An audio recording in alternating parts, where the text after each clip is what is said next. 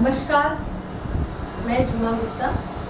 आज हिंदी की विषय लेके आई हूँ भाषा, बोली, लिपि और व्याकरण। आज हम इस पर चर्चा करेंगे। इसके पहले मैं बता दूँ, अगर आपने मेरे चैनल को सब्सक्राइब नहीं किया है तो प्लीज़ मेरे चैनल को सब्सक्राइब कर ले और बेल आइकन को दबा दे ताकि अपकमिंग वीडियो आप तक पहुँचती रहे। यह जो विषय पर मैं आज चर्चा करूँगी, इससे संबंधित बहुत से प्रश्न कंपटीशन एग्जाम्स जैसे टेट, रेलवे भर्ती, पुलिस वगैरह में बहुत पूछे जाते हैं, जो आपके बहुत काम आएंगे।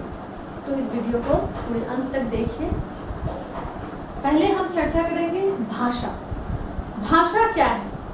भाषा क्या है बोलते ही बहुत किसी के दिल में आएगा, दिमाग में आएगा कि हम जो बात करते हैं एक दूसरे के साथ, यही भाषा है। हम जो बोलते हैं यही भाषा है।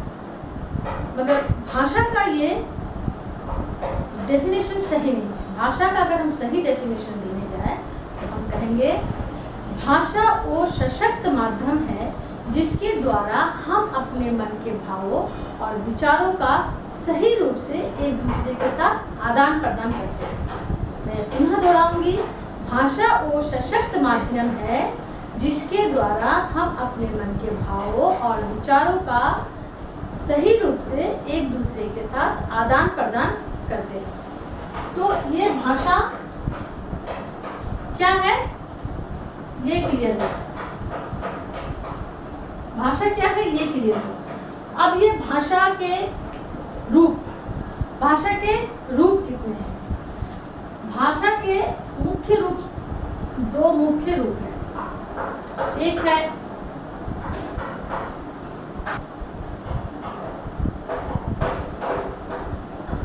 दूसरा है लिखित।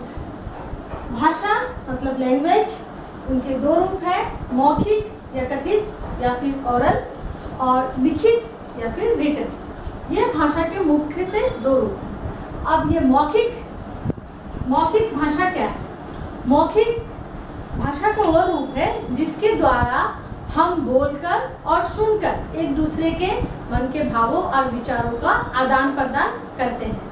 जैसे टेलीफोन पर बातचीत करना, या फिर कोई भाषण में जब कोई भाषण देता है उनके भाषण हम सुनते हैं, न्यूज़ सुनना, टेलीविज़न पर समाचार सुनना, कोई अनाउंसमेंट करता है उनको हम सुनकर समझते हैं।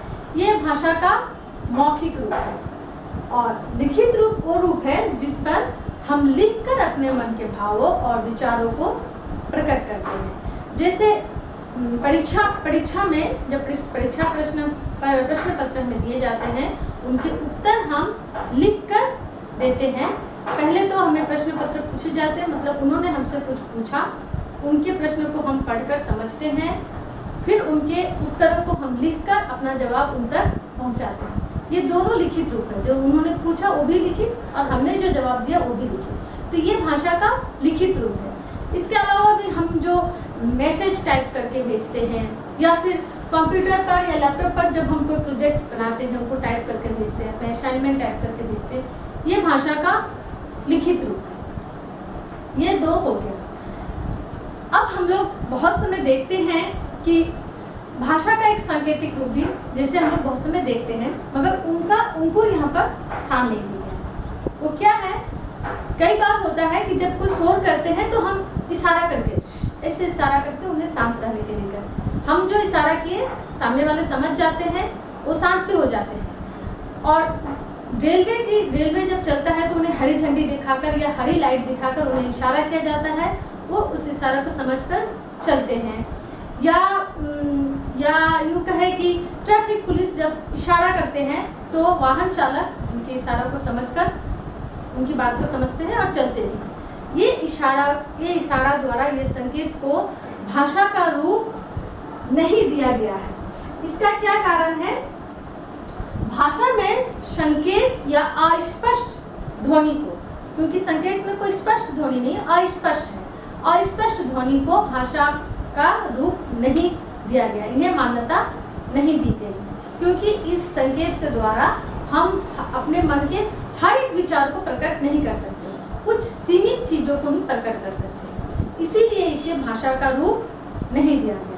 ये क्लियर हो गया? अगर ये प्रश्न है कि संकेत को भाषा का रूप क्यों नहीं दिया गया, तो ये जवाब पर्याप्त होगा आपको बताने के लिए। अब हम लोग आते हैं भाषा के बारे में और कुछ जानते हैं। जैसे हिंदी भाषा, हम यहाँ हिंदी भाषा पर चर्चा कर रहे हैं, तो ये अनेक भाषाएं बोली जाती है। अंग्रेजी, चीनी, फ्रांस की भाषा, जर्मनी, ऐसे अनेक से भाषाएं बोली जाती हैं। तो भाषा अलग अलग तरह के होते हैं, अलग अलग नाम से होते हैं। भारत में कई भाषाएं बोली जाती है, इसीलिए भारत को बहुभाषी देश भी कहा जाता है। भारतीय संविधान की 8वीं अनुसूची भाषा से ही संबंधित है। इस अनुसूची में भाषा से संबंधित सारे ज्ञान हमें मिलते हैं। इस अनुसूची में भारत के 22 भाषाओं को स्थान दिया गया है। इनमें कोंकणी, नेपाली और मणिपुरी भाषा को 1992 में भारतीय संविधान की 8वीं अनुसूची में स्थान दिया गया है। हम आते हैं बोली। बोली किसे कहते हैं? भाषा हम जान गए, अब हम आते हैं बोली। बोली किसे कहते हैं?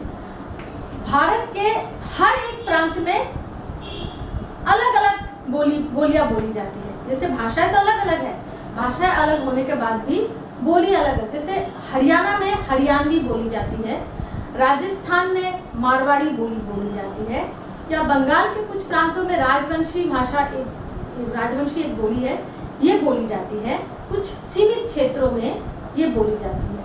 तो गृह रूप को ही हम बोली कहते हैं। जो एक क्षेत्र विशेष में ही बोली जाती है उसे ही हम बोली कहते हैं। जैसे मारवाड़ी राजस्थान के क्षेत्र विशेष में ही बोली जाती है, या हरियाणवी जो भाषा है वो हरियाणा के क्षेत्र के आसपास ही बोली जाती है। ये क्षेत्र विशेष को ही लेकर कहा जाता है, इसीलिए जो क्षेत्र विशेष में बोली जाती है जो भाषा, उसे बोली कहते हैं। मगर बोली को हम लोग जो बोली जाती है, जैसे हरियाणवी भाषा को हम लिखित रूप में प्रकट नहीं कर सकते। बोली को सिर्फ हम बोलचाल के लिए ही प्रयोग करते हैं। तो ये हमारा बोली का कॉन्सेप्ट क्लियर हुआ। अब हम आते हैं लिपि। लिपि क्या है? लिपि क्या है? हम जो मुख से उच्चारित करते हैं, मुख से उच्चारित ध्वनियों को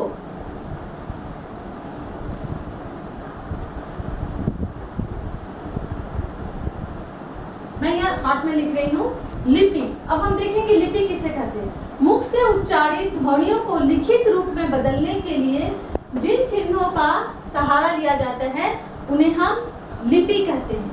अलग अलग भाषा की अलग अलग लिपियां होती है। जैसे हिंदी की लिपि है,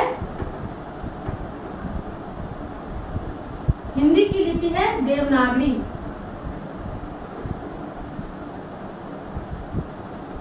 हिंदी की लिपि देवनागरी है। अंग्रेजी की लिपि है, अंग्रेजी भाषा की लिपि है रोमन।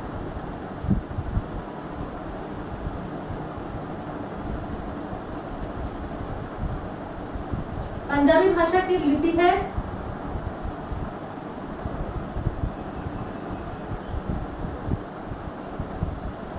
गुरुमुखी। इसी तरह उर्दू की लिपि है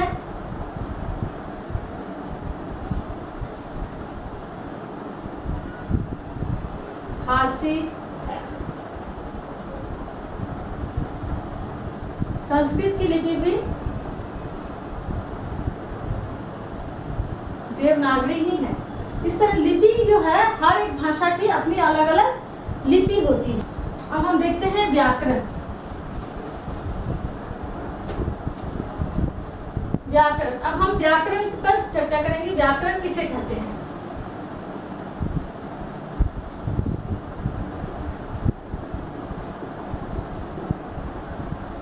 अब हम आते हैं व्याकरण पर। व्याकरण क्या है?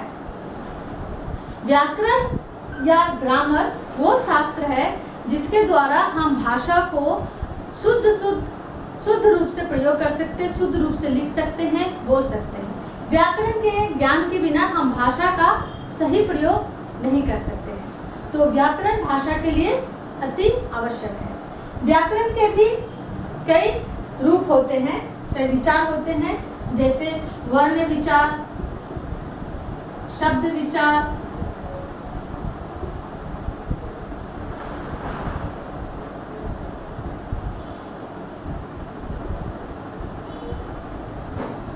और वाक्य विचार।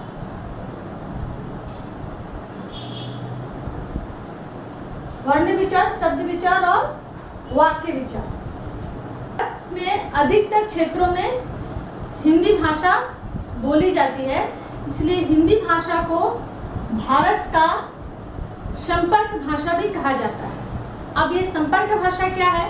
संपर्क भाषा भाषा का वह रूप है जिसके द्वारा अगर हम उनका सामने वाले का भाषा अगर नहीं भी जाने तो अपनी इस भाषा के जरिए काम चला सकते हैं। जैसे मैं एक उदाहरण देती हूँ, केरला का कोई व्यक्ति अगर बंगाल में आ जाता है तो वो व्यक्ति को, जो केरला का व्यक्ति है उसे बंगाली भाषा नहीं आती है और बंगाल का व्यक्ति जो है उसे केरला का भाषा नहीं आता है, मगर इन दोनों को आपस में बातचीत करना है तो वो टूटी फूटी हिंदी बोलकर एक दूसरे की बात को आदान प्रदान, अपने मन के भावों का आदान प्रदान कर सकते हैं। तो ये जो हिंदी जो का भाषा जो है इन दोनों का संपर्क का एक साधन है। तो हिंदी भाषा भारत का संपर्क भाषा भी है। हिंदी भाषा को 14 सितंबर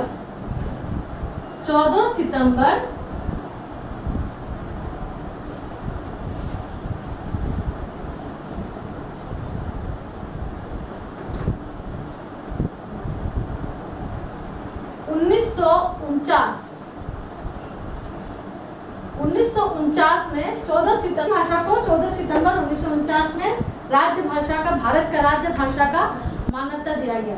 इसीलिए हर साल 14 सितंबर को हिंदी दिवस के रूप में भी मनाया जाता है।